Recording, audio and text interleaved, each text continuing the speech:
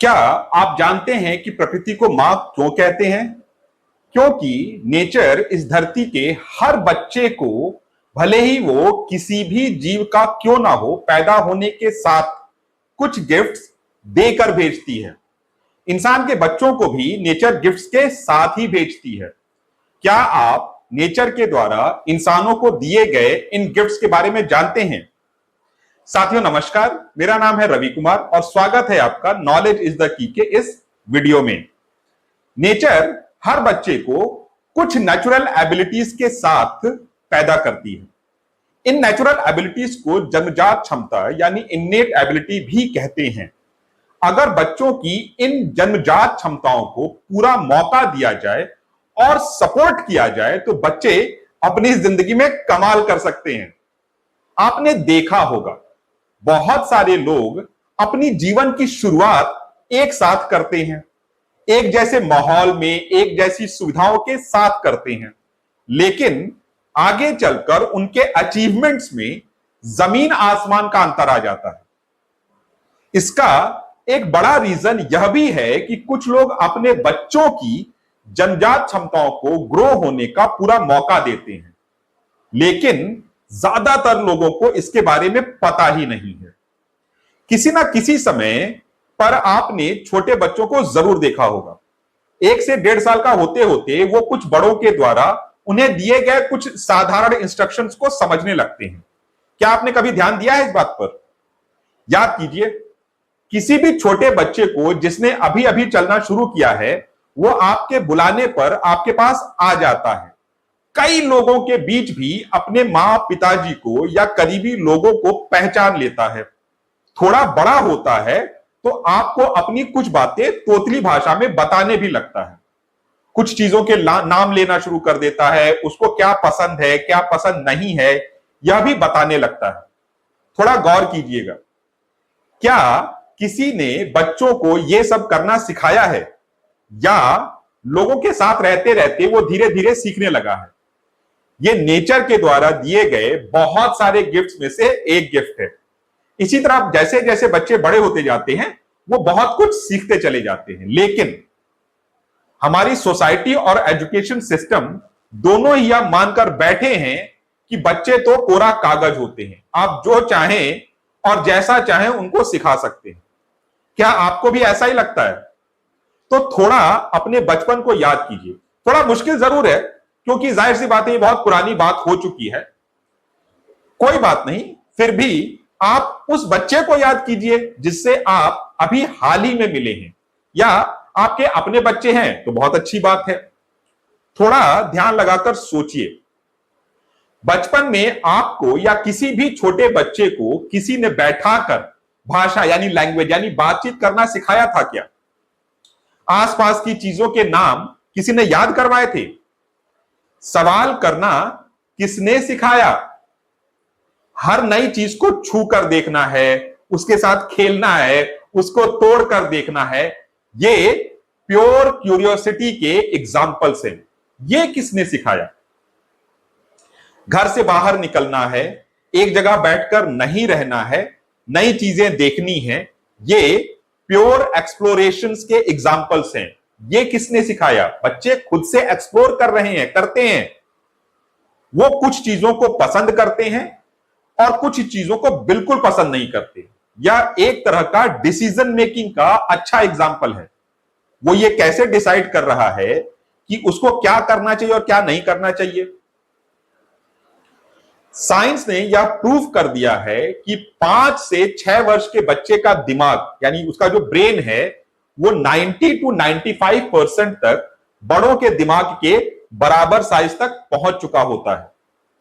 बच्चे खाली स्लेट होते हैं या कोरा कागज होते हैं, ये सोच खारिज की जा चुकी है। It's discarded totally. और आज नहीं, आज से काफी पहले इसको डिस्कार्ड कर दिया गया है। रिसर्च साफ तौर पर यह कहते हैं कि बच्चों को कुछ भी नया पढ़ाने लिखाने से पहले यह जानना जरूरी है कि उनको पहले से क्या आता है, कौन कौन सी जन्मजात स्किल्स उनके पास हैं। बिना बच्चों के पूर्व ज्ञान यानी प्रायर नॉलेज को समझे उन्हें नया पढ़ाना लिखाना, उनसे जबरदस्ती इंफॉर्मेशन रटवाना बच्चों की नेचुरल एबिलिटीज को समाप्त कर देता है। इस वीडियो में हम बच्चों की इन्हीं जन्मजात क्षमताओं पर थोड़ा सा फोकस करेंगे और आपको यह बताने की कोशिश करेंगे कि आप इन नेचुरल एबिलिटीज को कैसे ग्रो कर सकते हैं, कैसे पहचान सकते हैं। यह जरूरी है कि पेरेंट्स और टीचर्स दोनों को ही इन जन्मजात क्षमताओं यानी इन्नेट एबिलिटीज के बारे में पता होना चाहिए। इस वीडियो के खत्म होने से पहले आपको यह पता चल जाएगा कि बच्चे कौन सी जन्मजात क्षमताओं के साथ पैदा होते हैं और हम बड़े इन जन्मजात क्षमताओं को सपोर्ट करके बच्चों के सीखने को कई गुना बढ़ा सकते हैं, बेहतर कर सकते हैं।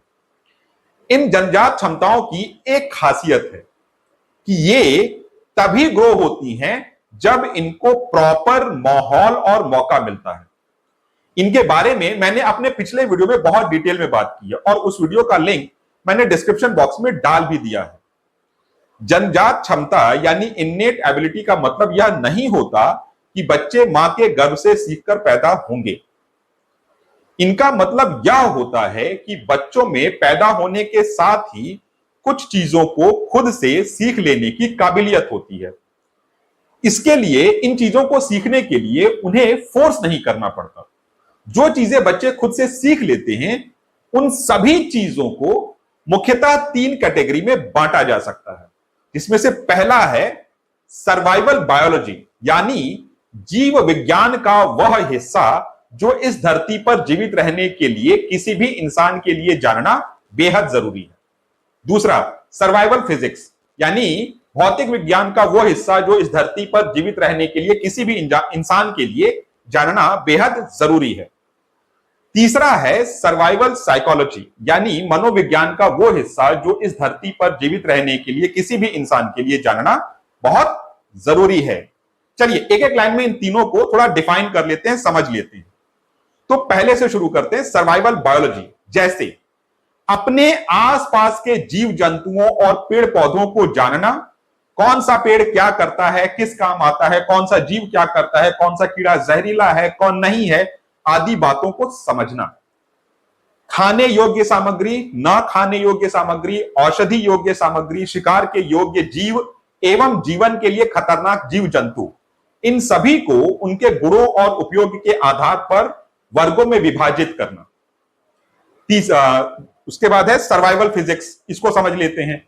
तो आसपास की दुनिया में रास्ता ढूंढना या बनाना, कोई वस्तु फेंकने पर किस तरफ जाएगी या कितनी दूर जाएगी यह समझना, गति का आकलन कर पाना, चाहे हम खुद दौड़ रहे हो या कोई दौड़कर हमारे पास आ रहा हो, मानसिक रूप से कल्पना करना, मस्तिष्क में चीजों और जगहों का चित्र बना पाना और उसी कल्पना के आधार पर वस्तुओं को आकार देना। तीसरा सर्वाइवल मनोविज्ञान, इसको समझ लेते हैं। चूंकि मानव हमेशा से एक सामाजिक प्राणी रहा है और ग्रुप में ही रहता आया है, इसलिए समूह में उचित तरीके से रह पाना, जिससे ज्यादा से ज्यादा लोगों के साथ उसकी दोस्ती हो सके, वो उसके हितैषी बन सके, वो उसका साथ दे सके। चेहरे पहचान पाना और चेहरों के हाव भाव पढ़ पाना, अपने बंधु बांधवों को पहचान कर पाना, अपने और पराये का भेद कर पाना, संवाद कर पाना यानी बातचीत कर पाना और दूसरों की मानसिक स्थिति का अंदाजा लगा पाना, दूसरों को अपने बातचीत व्यवहार एवं संवाद कौशल से अपना हितैषी बना लेना। ये सारी चीजें बच्चे अपने आप सीख लेते हैं, हमने भी सीखा है। जैसे थोड़ा अपने बारे में सोचिए, क्या आप ये सारे कार्य कर पाते हैं और कर लेते हैं? तो यह सब आपको किसने सिखाया? और क्या आपको ऐसा लग रहा है कि यदि यह सारे कार्य मैं थोड़ा बेहतर कर पाता तो अपनी जिंदगी में काफी आगे जा सकता था? थोड़ा सोचकर देखिए। धरती का हर मनुष्य इन 3 बेसिक चीजों को समाज में रहते हुए अपने आप सीख भी लेता है और विशेषज्ञता भी हासिल कर लेता है। किसी को भी यह सब सिखाना नहीं पड़ता, यानी बैठकर पढ़ाना लिखाना नहीं पड़ता। अगर आप इसका प्रूफ चाहते हैं तो अपने आसपास के लोगों को थोड़ा गौर से देखिए। आप उदाहरण के तौर पर उस व्यक्ति को ले सकते हैं जिसे फॉर्मल एजुकेशन यानी औपचारिक शिक्षा नहीं मिली है, वो भी फिर भी वो बड़ी सफलता से अपना जीवन चला रहा है। जो व्यक्ति पढ़ा लिखा नहीं है वो कौन कौन से कार्य कर लेते हैं? उदाहरण के लिए हमारे ट्राइबल आदिवासी साथियों को ले लेते हैं। ये सभी लोग वनों और उसके आसपास के लगभग हर जीव जंतु और पेड़ पौधों के बारे में बहुत विस्तृत ज्ञान रखते हैं। ये सर्वाइवल बायोलॉजी है। वनवासी समुदाय या समाज में आपसी सौहार्द, सामंजस्य, बंधुता और सहयोग बहुत गहरा होता है। यह सर्वाइवल साइकोलॉजी है। वनवासी समुदाय जंगल में रास्ता ढूंढना और बनाना, दिशा और मौसम का ज्ञान, समय, औजारों को बनाना और उनके प्रयोग में महारत रखते हैं, यानी कि बहुत विशेषज्ञ होते हैं। यह सर्वाइवल फिजिक्स है। ठीक इसी तरह स्कूल जाने से पहले बच्चे भी ऐसी बहुत सारी चीजों के बारे में खुद से सीख लेते हैं, और यहां तक कि बहुत सारी चीजों के बारे में उनकी खुद की थ्योरीज भी होती हैं। जैसे यदि आप उनसे आसपास के छोटे बड़े जीवों के बारे में पूछेंगे तो वो बताएंगे कि कौन क्या कर रहा है और क्यों कर रहा है। जैसे चींटी, छिपकली, चूहे, बिल्ली, कुत्ते आदि, इनके बारे में वो बात करते हैं। कौन सी चीज उठा सकते हैं, क्या नहीं उठा सकते। आपने उनको खिलौनों के अलावा बहुत सारी चीजों के साथ खेलते और उन चीजों का अलग अलग तरह से इस्तेमाल करते देखा होगा। वो लोगों के बारे में भी अपनी राय बनाते हैं, कौन अच्छा लगता है, कौन अच्छा नहीं लगता, क्यों अच्छा लगता है, क्यों अच्छा नहीं लगता इत्यादि। आपने देखा होगा कि वो कुछ चीजों को पसंद करते हैं और कुछ चीजों को बिल्कुल पसंद नहीं करते। बच्चों के अंदर मौजूद कुछ जन्मजात क्षमताओं को आसानी से देखा और पहचाना जा सकता है। इसे थोड़ा ध्यान से सुनने की जरूरत है। जैसे पहला है हाई लर्नेबिलिटी, यानी कुछ भी सीख लेना। आपने देखा होगा बच्चे देखकर, सुनकर, एक बार करके, ट्राई करके बहुत कुछ ऐसा सीख लेते हैं जो हमने उन्हें कभी बताया नहीं होता है।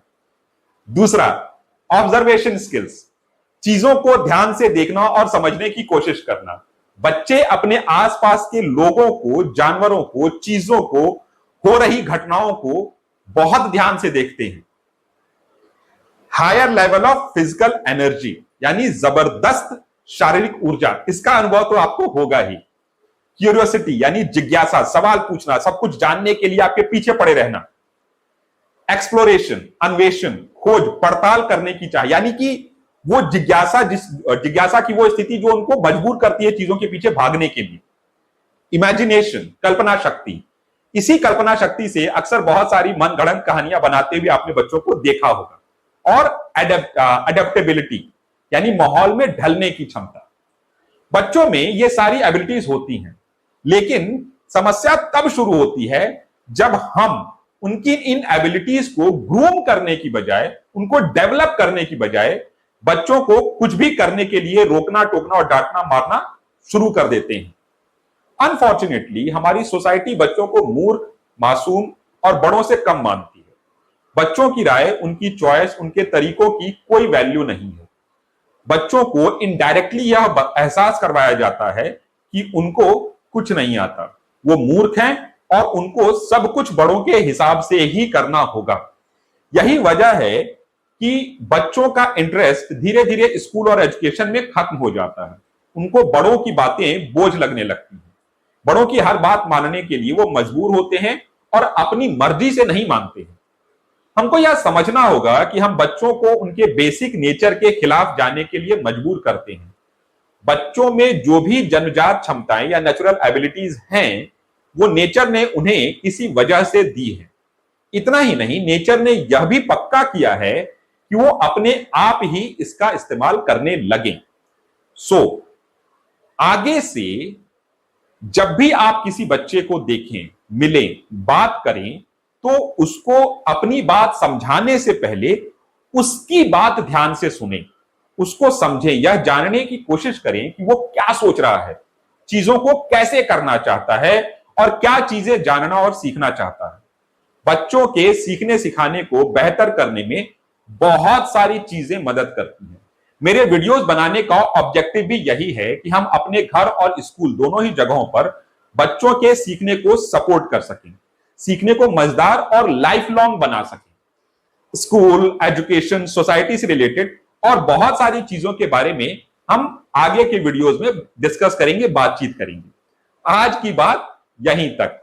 यह वीडियो आपको कैसा लगा, इसमें क्या कमी रही, आप कमेंट करके बता सकते हैं। अब आपसे मुलाकात होगी अगले वीडियो में। तब तक अपना और अपनों का ख्याल रखें, साथ ही सीखते रहिए और आगे बढ़ते रहिए।